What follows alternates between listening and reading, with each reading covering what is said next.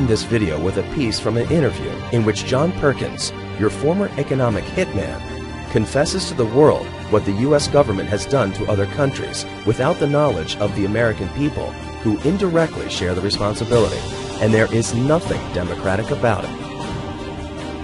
RT is catching up with John Perkins, economist, activist, and author. One of his best-selling books, Confessions of an Economic Hitman, has been translated into over 30 languages. It is an insider's account of the alleged exploitation of third world countries by the American government. Sir, thank you very much for sitting down with us. You have been an economic hitman for about 10 years. What exactly does that job entail? We economic hitmen have created the world's first truly global empire. And it's the first empire in history that's been created primarily without the military, through economics. And we work many different ways, economic hitmen, but perhaps the most common is that we will identify a third world country that has resources our corporations covet, like oil, and then arrange a huge loan to that country from the World Bank or one of its sister organizations. But the money never actually goes to the country.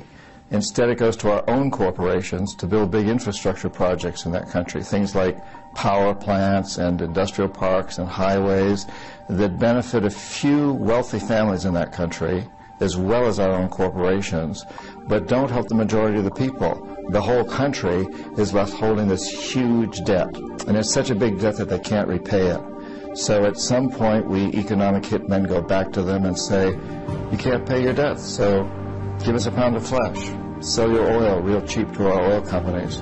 Or vote with us on the next critical United Nations vote. Or send troops in support of ours to someplace in the world, like Iraq.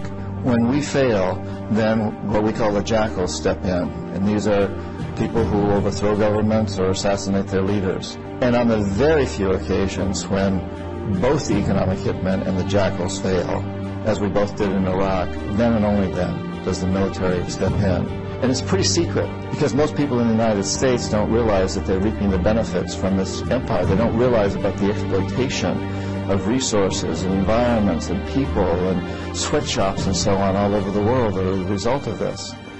I think it's fair to say that this process is a huge threat to democracy, and if the majority of the people who vote in the country don't understand this most basic principle of our foreign policy, then we're not informed. And if we're not informed, it's hard to say that we're voting truly democratically, which I think is a big concern. Mr. Secretary, please do not manipulate the situation or the truth about Thailand. We will solve our problems by ourselves. Thailand needs reform before the next election. Thank you.